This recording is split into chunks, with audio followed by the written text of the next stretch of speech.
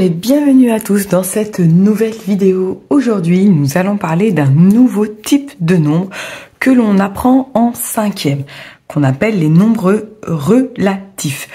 Alors, c'est vrai qu'on les aborde en classe de 5e, ces nouveaux nombres, mais ceci dit, les élèves ont déjà eu l'habitude de les rencontrer. Alors, moi, je vais prendre deux couleurs puisque c'est un nouveau type de nombre. Donc, les premiers nombres qu'on apprend généralement quand on est petit, c'est 0, 1, 2, 3, 4, 5, 6, 7, 8, 9, 10, 11. Tous ces nombres-là, eh bien, ce sont des nombres positifs. 0, 1, 2, 3, 4. Nous sommes en 2025, donc 2025. On pourrait dire 37. On pourrait dire 99. 121. 1238. Voilà. Tous ces nombres-là, ce sont des nombres entiers positifs. Alors, positif, ça veut dire qu'on peut leur mettre un signe plus. Par exemple, quand il fait plus 14 degrés. Voilà. Mais on n'est pas obligé, puisque 0, ou 1, parce que 0 n'a pas de signe concrètement, entre guillemets, je vais vous expliquer après. 1, c'est plus 1, ou c'est le nombre 1 tout court, ça revient au même. Et puis, il y a les autres, les nombres négatifs, et c'est important de comprendre qu'ils ne vont pas avoir la même couleur puisque ce ne sont pas les mêmes types de nombres. Donc, alors 0, c'est la frontière entre les deux, c'est vrai que je l'ai mis là-dedans, le 1. Donc on aurait moins 1, moins 2, moins 3, moins 4. Là, c'est des températures négatives, il fait froid. Ouh, j'aime pas le froid, moi. Moins 2025, moins 37, par exemple, moins 99, moins 121, moins 1238. Je vais rajouter moins 54. Enfin, tous ces nombres-là. Hop, et il y a une frontière entre les deux. Voilà. Ce sont des nombres négatifs. Donc ça, ce sont des nombres négatifs. Alors, dans la vraie vie, à quoi ils servent, ces nombres-là? Eh bien, c'est quand on est en dessous du niveau de la mer, par exemple. Donc là, ici, en altitude. Ici, en dessous, donc un plongeur, il irait à moins 2 mètres, par exemple, parce que moins 2 cm, c'est pas beaucoup, mais par exemple, moins 2 mètres. Voilà. Ou on dirait à 2 mètres de profondeur en français. Le symbole moins en mathématiques va traduire le mot profondeur. Et ici, le symbole plus va traduire altitude. On peut aussi les rencontrer à la banque sur notre relevé de compte. Donc là, des positifs, c'est quand on est en positif, c'est quand on a une somme au-dessus de 0.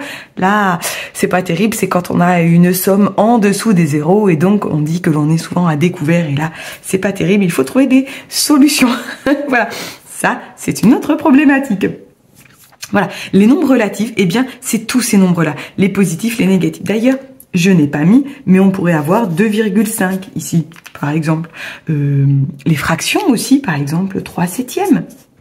Voilà. Parce qu'en 5e, on a déjà vu des fractions. Ici, on pourrait très bien avoir le même en négatif, mais on pourrait très bien moins 1,07. Ou une fraction moins 1 tiers. Voilà. On peut très bien avoir des nombres avec des fractions, des nombres décimaux, donc avec les virgules, mais en tout cas ici on a les négatifs et je n'ai pas marqué, ici nous avons les positifs. Donc surtout, on n'hésite pas à prendre deux couleurs pour dire qu'on est soit positif, soit négatif. Dans la vie de tous les jours, on est soit homme ou femme, par exemple. Oh, c'est vrai qu'on n'est pas... il y a un petit débat aussi là-dessus, ça ne me pose absolument pas de problème. Juste, je vais généraliser, voilà, homme ou femme. Pour les animaux, mâle, femelle, par exemple. Et bien, chez le relatif, on pourrait positif ou négatif. Moi, j'adore prendre le film Avatar. On est soit un avatar, soit un humain, par exemple, et on se fait la guerre et on s'élimine, malheureusement. Même si on doit vivre dans un monde de paix. Voilà. Bon, et bien voilà. Je m'attarde pas plus pour les nombres positifs et négatifs, et tout cela compose ce qu'on appelle les nombres relatifs.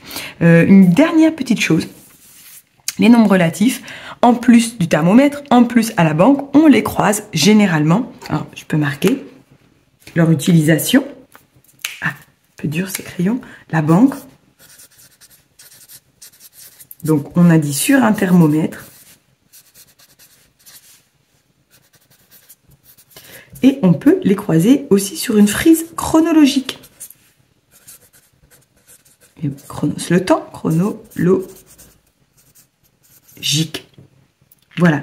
Et donc justement, dans une prochaine vidéo, on abordera les nombres sur le thermomètre ou les frises chronologiques, comment les placer, comment les comparer. Je crois avoir déjà fait une vidéo sur les additions et les soustractions sur les nombres relatifs. N'hésitez pas à aller la voir, je mettrai le lien en barre de description. Et nous, on se rejoint dans la prochaine vidéo pour apprendre à comparer ces nombres relatifs. Je vous laisse et je vous dis à très bientôt. Ciao, ciao.